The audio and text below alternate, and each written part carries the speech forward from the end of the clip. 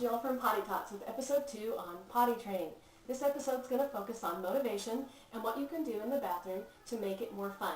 Now we're coming to you remote from Shannon's bathroom, and yes, I'm on the potty, but I'm not on the potty, if you know what I mean.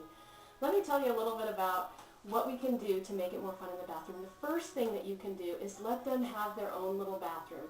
Now this happens to be our downstairs powder room or guest bathroom, but my daughter Shannon, she's 6 now, but when she was potty training, she taught me this. My son and daughter have their bathrooms upstairs, and she really wanted to have a room of her own because, I'd say stay out of your bathroom, your brother's bathroom or your sister's bathroom, and she really kind of taught me this one because she said, well, then the downstairs one is my bathroom. And when she took ownership of that, I jumped on that bandwagon and said, yeah, that's your bathroom. Let's decorate it. Let's make it fun for you. So she now is 6 years old. She still has her little potty chart up to remind her because she's fully potty trained, of course, but to remind her to flush, remind her to wash her hands, and it's a little bit of decoration in here, a little bit of color. As you notice, my bathroom is a little blah. It's beige. So it is a lot of fun and for a child to walk in and have some color, to have some things that are their own in here. So like I said, this is her bathroom. She brushes her teeth in here now, and she'll even come downstairs to go to the bathroom. This is her little retreat. So let me tell you some other things that you should have to make potty training more fun while your child is in here trying to go. One of the things that I recommend is that you have some books.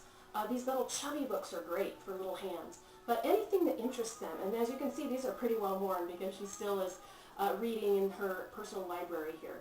But there's all kinds of fun little books. There's even books on potty training that we talked about earlier. So books are a great idea. Another great idea is to have some toys. If you're going to ask them to sit for any period of time, it's a good idea to make it fun, to play with them. Now, I don't recommend that you have them in the bathroom and just sitting in here because when you think about it, it's almost like a little prison sentence. Go in that cold tile bathroom and sit there where there's nothing to look at, nothing to do. So come in with them, make it a fun time, whether it's their little potty or they're on the big potty. You can use finger puppets as a great way to tell stories or just play. I like to recommend some of these little toys for imaginative play. My daughter loves Dora and Boots and Winnie the Pooh. Playing cards. You can play Old Maid or anything they can work on their counting. Any little, McDonald's toy or anything silly like this. This one here that would run across the floor to get some giggles. Anything that you can do to distract them and keep them on the potty longer is great. For you little baseball fans, play a little catch, a little bouncy ball, go Padres. If they're musical, sing songs in here, make it fun. What I really like are the little tub toys because you can use those for potty time as well. A lot of them are musical, so if your child is musical, they can do things like that. Also, another little tub toy that I like, and a great idea that I heard, was that you could play Go Fish. Something that while they're sitting on the potty, you could even have a little pail full of water and do something to distract them, to divert them, to let them know that it's not a sentence in here. It's supposed to be fun. It does take a little bit of time sometimes while you're waiting on the potty. So you might want to do some of those ideas. Another one would be to be working on something educational, like something musical, something with their ABCs. Anything like that would be a great way to pass the time. I love these little travel games because this is another little toy that you can see. This is a very small bathroom, and we have room for this stuff in a little basket here. Some of these, pick the wrong tooth. Some of these little travel games are great for the bathroom, especially something like this, Mommy and Me Playtime. Okay, so it's a great reward. It makes it fun.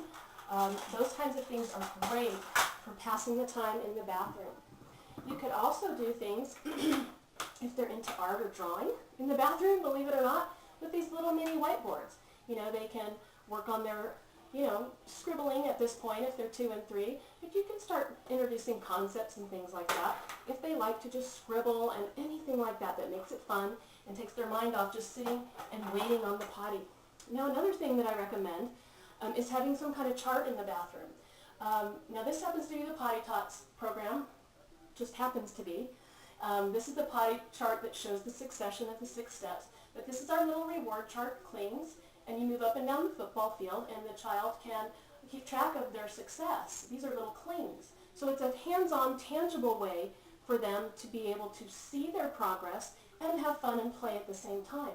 Now, when I started with my daughter, of course, Shannon is the reason, she's the inspiration behind the Potty Tots. My daughter Shannon is my third child, and we adopted her from China. And she's the inspiration, shall we call it. She was very resistant to potty training, and so I had to come up with something fun and entertaining.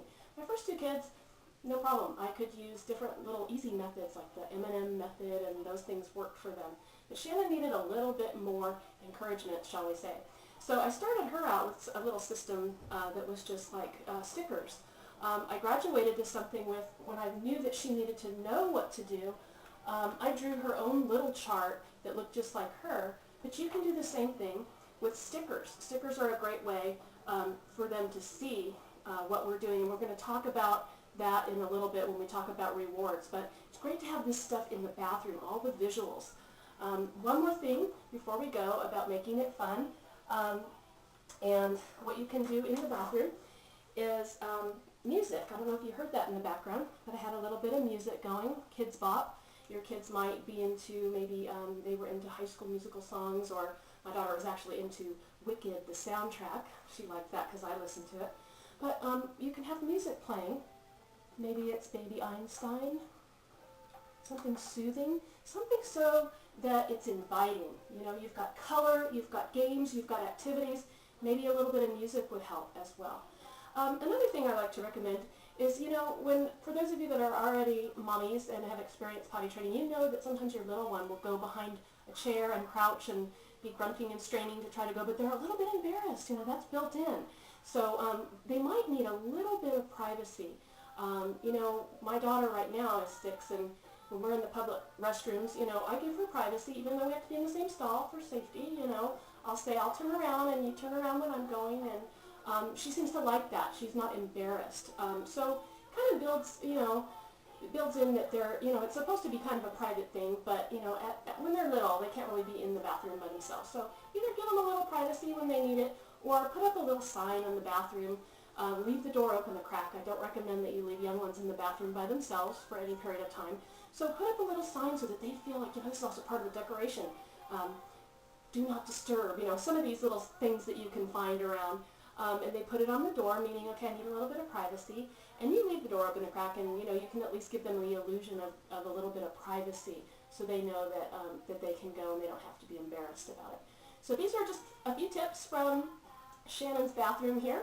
And we're going to be back in just a minute with some tips on rewards and what you can do to reward and have them keep track of their success.